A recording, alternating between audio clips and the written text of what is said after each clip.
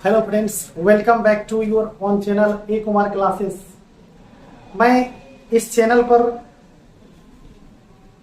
History का segment start करने जा रहा हूं, जो कि मॉडर्न हिस्ट्री से हम लोग शुरुआत करेंगे, क्योंकि सभी प्रतियोगिता परीक्षा में लगभग मॉडर्न हिस्ट्री का सवाल पूछा ही जाता है। खास करके बिहार के जो एग्जाम होते हैं इसमें मॉडर्न हिस्ट्री का काफ़ी वेटेज होता है। तो इस दृष्टिकोण को देखते हुए हमारा चैनल आज से मॉडर्न हिस्ट्री का चैप्टर वाइज क्लास शुरुआत करने जा रही है, जिसका पहला चैप्टर हम आज देखेंगे 1857 की क्रांति।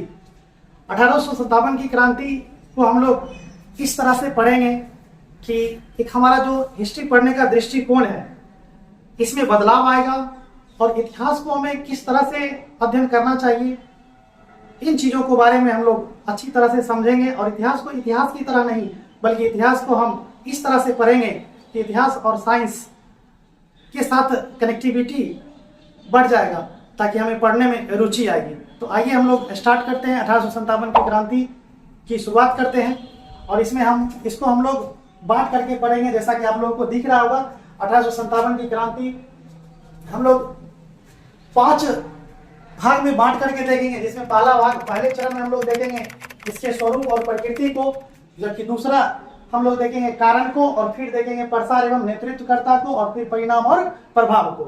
तो 1857 की क्रांति के समय, उस समय तत्कालिक भारत की स्थिति क्या थी?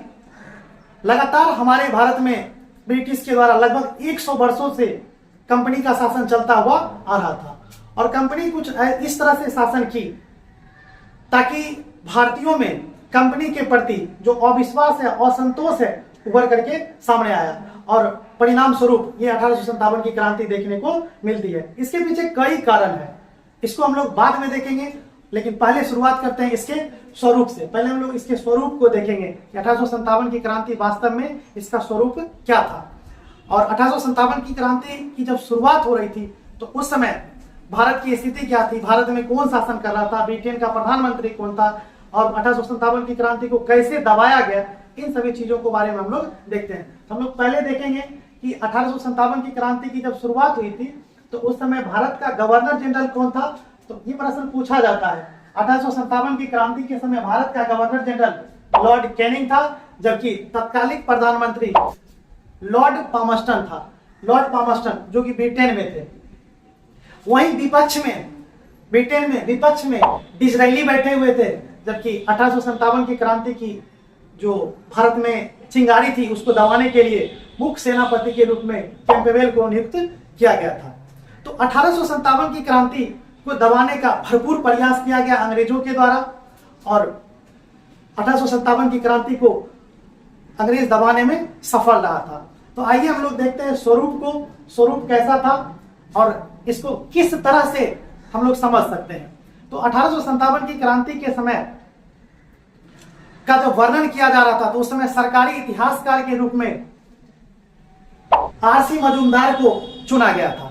आरसी मजूमदार को सरकारी इतिहासकार बनाया गया था, लेकिन इनका झुकाव ब्रिटिश के प्रति होने के कारण इनके द्वारा लिखी गई इतिहास को नकार दिया गया, और पुनः एसएन सेन को सरकारी इतिहासकार के रूप में नियुक्त किया गया था। तो सरकारी इतिहासकार के रूप में एसएन सेन को जब नियुक्त किया गया था, तो सरकारी इतिहासकार के तौर पे इन्होंने अपना वर्णन 1857 की क्रांति का जो वर्णन किया है वो इन्होंने अपनी पुस्तक 1857 में किया है। 1857 में एसएन सेन ने 1857 की क्रांति का पूरी तरह से विस्तृत विवरण किया है, और इन्होंने अपनी पुस्तक में बताया है कि यह 1857 की क्रांति धर्म से शुरू होकर के स्वतंत्रता आंदोलन पर समाप्ति हुआ है। इसका तात्पर्य यह होता है कि 1857 की क्रांति की शुरुआत भले ही धार्मिक था, धर्म के आधार पर था, लेकिन इसका समाप्ति धर्म के आधार पर न होकर के, बल्कि इसका समाप्ति राष्ट्रीय स्वतंत्रता संग्राम के आधार पर हुआ है। यह काफी महत्वपूर्ण फैक्ट है। कभी स्टेटमेंट वाइज प्रश्न पूछा जाता है जो डिफिकल्ट होता है, तो इसमें हम लोग इसको याद करते हुए चलेंगे। तो यह स्टेटमेंट किसका हो जाएगा? धर्म से शुरू होकर के स्वतंत्रता पर समाप्ति, यह किस इतिहासकार के द्वारा स्टेटमेंट दिया गया था 1857 की क्रांति के संदर्भ में। हमारा आंसर हो जाएगा SM सेन। तो देखिए 1857 क्रांति का जो स्वरूप है, वर्णन है, वो भारतीय इतिहासकारों के द्वारा यानी भारतीयों के द्वारा, भारतीय विद्वानों के द्वारा कई प्रकार की विचारधाराएं दी गई, जबकि वहीं ब्रिटेन के द्वारा जो सत्ता पक्ष में थे उनके द्वारा अलग से वर्णन किया गया है, जबकि वहीं विपक्ष में जो थे उन्होंने इन क्रांति को अलग तरीका से वर्णन किया है। तो आइए हम लोग देखते हैं, सबसे पहले देख लेते हैं कि किन भारतीयों ने 1857 की क्रांति के बारे में क्या स्टेटमेंट दिया और अपनी दृष्टिकोण क्या रखा। हम लोग पहले भारतीय विचारधारा को देख लेते हैं, भारतीय विद्वानों की विचारधारा को देख लेते हैं, उसके बाद हम लोग देखेंगे ब्रिटेन के विद्वानों के द्वारा इस क्रांति के बारे में क्या क्या बोला गया, क्या क्या बताया गया। आइए हम लोग देखते हैं सबसे पहले भारतीय विद्वानों के द्वारा क्या बताया गया। तो इसमें BD सावरकर यानी विनायक दामोदर सावरकर के द्वारा एक पुस्तक लिखी गई थी, the Indian war of independence.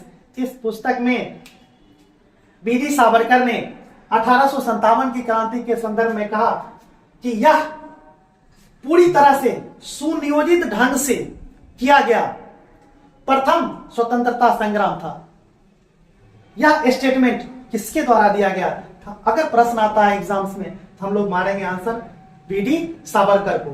The Indian war of independence नामक पुस्तक किसने लिखी? इसका भी आंसर होगा BD सावरकर। ये भी कई बार एग्जाम्स में पूछे जा चुके हैं, तो हम लोग इसको ध्यान में रखते हुए आगे बढ़ेंगे।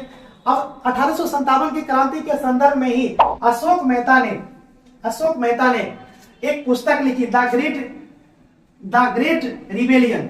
इस द ग्रेट रिबेलियन में अशोक मेहता ने बताया कि 1857 की क्रांति राष्ट्रीय विद्रोह था।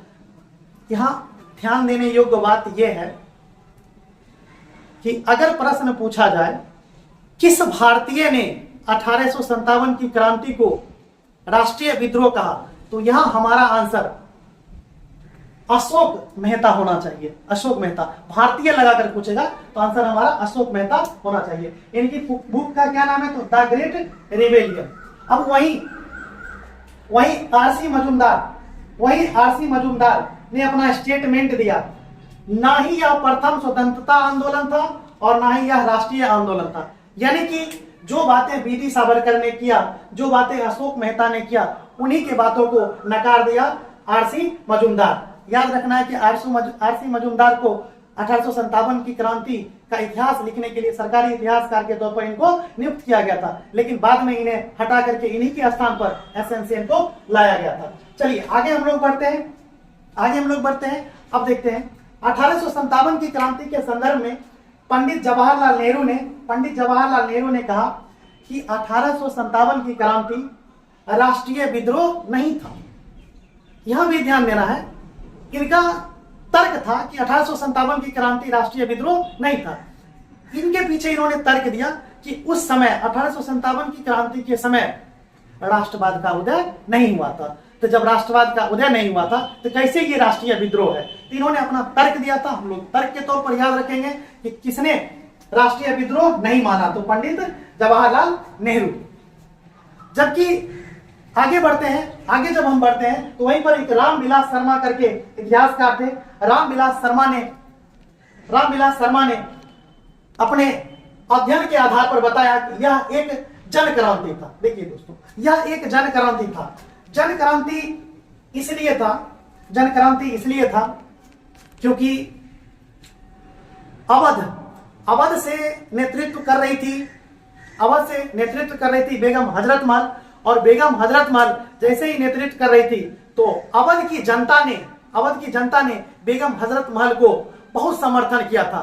तो इस आधार पर अवध में जिस तरह से जनता ने इस सिपाही विद्रोह का समर्थन दिया था, नेतृत्व किया था और सहयोग दिया था बेगम हजरत महल की, तो इस आधार से यह पता चलता है कि वास्तव में यह एक जन क्रांति थी। लेकिन सिर्फ और सिर्फ अवध की जनता के द्वारा ही इस क्रांति में सहयोग किया गया था। रामविलास शर्मा के द्वारा यह बताया गया था कि यह एक जन क्रांति था। देखिए दोस्तों, जन क्रांति इस संदर्भ में था क्योंकि अवध से 1857 की क्रांति का नेतृत्व बेगम हजरत महल के द्वारा किया जा रहा था। और जैसे ही बेगम हजरत महल इस 1857 की क्रांति में कूद पड़ी, जैसे ही जनता को पता चला कि बेगम हजरत महल इस विद्रोह का नेतृत्व कर रही है, तो अवध की जनता ने, अवध की लगभग सारी जनता ने इस क्रांति में अपना समर्थन दे दिया और बेगम हजरत महल के साथ क्रांति में भाग लिया।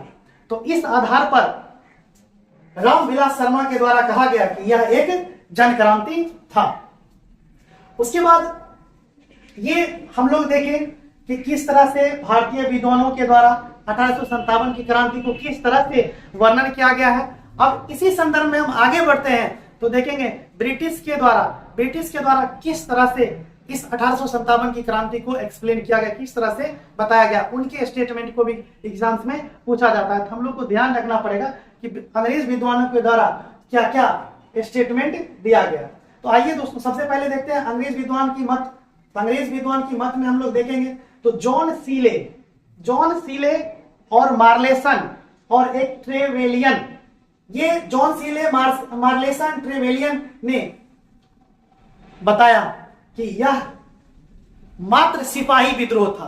देखिए दोस्तों, ये तीनों सत्ताधारी दल के लोग थे। जो ब्रिटेन में सरकार चल रही थी, ब्रिटेन के सत्ताधारी दल के लोग थे। तो सत्ताधारी दल कभी नहीं चाहेगा कि हम किसी भी विद्रोह को बड़ा लेवल पर दिखाएं। तो ये सत्ताधारी दल के लोग थे, तो इन्होंने कहा कि एक छोटा मोटा मात्र सिपाही विद्रोह था। जबकि वहीं विपक्ष में बैठे हुए थे डिजरायली ने कहा नहीं, ये जो 1857 की क्रांति है वह एक सिपाही विद्रोह नहीं था, बल्कि वह पूरी तरह से राष्ट्रीय विद्रोह था। तो डिजरायली का कथन क्या है? राष्ट्रीय विद्रोह था। यहाँ रुकने वाली बात यह है, ध्यान देना है कि अगर पूछ दे प्रश्न कि किस भारतीय विद्वान ने 1857 की क्रांति को राष्ट्रीय विद्रोह कहा, तो वहां हमारा आंसर डिजरायली ना हो करके वहां हमारा आंसर हो जाएगा अशोक मेहता भारतीय थे और उन्होंने कहा था कि यह एक राष्ट्रीय विद्रोह था। जबकि ब्रिटेन के संदर्भ में कहा जाएगा तो डिजरायली के द्वारा बताया गया था कि यह एक राष्ट्रीय विद्रोह था। वहीं टी आर होम्स की स्टेटमेंट को भी याद रखना है। देखिए, अंग्रेज स्वयं को सभ्य मानता था, यानी स्वयं को सभ्य बोलता था कि हम पूरी तरह से सभ्य हैं, ठीक है, और भारतीयों को बर्बर समझता था, यानी वे सभ्य थे और भारतीय बर्बर थे। तो इन्होंने स्टेटमेंट दिया था, टी आर होम्स ने स्टेटमेंट दिया था कि 1857 की जो क्रांति है, 1857 की क्रांति सभ्यता एवं बर्बरता के बीच एक प्रकार का युद्ध है। सभ्यता और बर्बरता के बीच एक युद्ध है। यह स्टेटमेंट किसका है? तो टी आर होम्स का। टी आर होम्स ने बताया था कि सभ्यता एवं बर्बरता के बीच युद्ध है। वहीं आगे अंग्रेजों के इतिहासकार के रूप में देखते हैं, आगे बढ़ते हैं तो एल ई रिज नामक विद्वान ने कहा था कि यह धर्मांध एवं ईसाइयों के बीच किया गया युद्ध है। धर्मांध एवं ईसाइयों के बीच किया हुआ युद्ध है। फिर आगे चल करके जेम्स आउटरम एवं डब्ल्यू टेलर ने कहा कि यह हिंदू और मुसलमानों के द्वारा किया गया ईसाइयों के विरुद्ध युद्ध है, या ईसाइयों के खिलाफ एक षड्यंत्र है। तो 1857 की क्रांति के बारे में भारतीय विद्वानों ने अपना विचार रखा, वहीं ब्रिटेन के विद्वानों ने, जो सत्ताधारी दल के लोग थे, अपना विचार रखा, वहीं विपक्ष के जो लोग थे वो अपना विचार रखा। कुल मिलाकर के नेचर पर अगर हम बात करें, 1857 की क्रांति की स्वरूप की बात करें, तो हम लोग इस स्वरूप पे पहुंचे हैं कि 1857 की क्रांति को क्या नाम दिया जाए, इसके स्वरूप को क्या बताया जाए। तो 1857 की क्रांति पूरी तरह से एक स्वतंत्रता क्रांति के रूप में हम लोग जानते हैं, और 1857 की क्रांति ने बहुत बड़े परिवर्तन किए, बहुत बड़े बदलाव लेकर के आए। 1857 की क्रांति आमूलचूल परिवर्तन हुआ। आमूलचूल परिवर्तन का तात्पर्य यह है कि इतना बदलाव हुआ कि अचानक सब कुछ बदल गया। तो हम कह सकते हैं कि 1857 की क्रांति में ने आमूलचूल परिवर्तन किया। इसने क्या किया? जो कंपनी के शासन लगभग 100 वर्षों से शासन करती हुई भारत में आ रही थी, उसका अंत हो गया। यानी कंपनी के शासन का अंत हो गया इस 1857 की क्रांति के कारण। मुगल सत्ता जो लंबे समय से शासन करते हुए आ रही थी, उस मुगल सत्ता का भी अंत हो गया। और इस समय अंतिम मुगल बादशाह थे बहादुर शाह जफर, उनकी सत्ता को पूरी तरह से समाप्त कर दी गई। और हम कह सकते हैं कि भारत में राजतंत्रात्मक व्यवस्था का भी अंत कर दिया इस 1857 की क्रांति ने। और भारत की जो पूरी तरह से शासन व्यवस्था थी, इन शासन व्यवस्था को कंपनी के शासन से छीन करके इसे क्राउन के हाथों सौंप दिया गया। अब भारत में क्राउन का शासन प्रारंभ हुआ। तो ये हमारा आज का वीडियो यहीं तक रुकता है। आगे हम लोग देखेंगे कारण से, दूसरे वीडियो में हम लोग कारण से स्टार्ट करेंगे, फिर धीरे धीरे करके एक एक टॉपिक करके हम पूरी तरह से 1857 की क्रांति को समाप्त करेंगे। जय हिंद।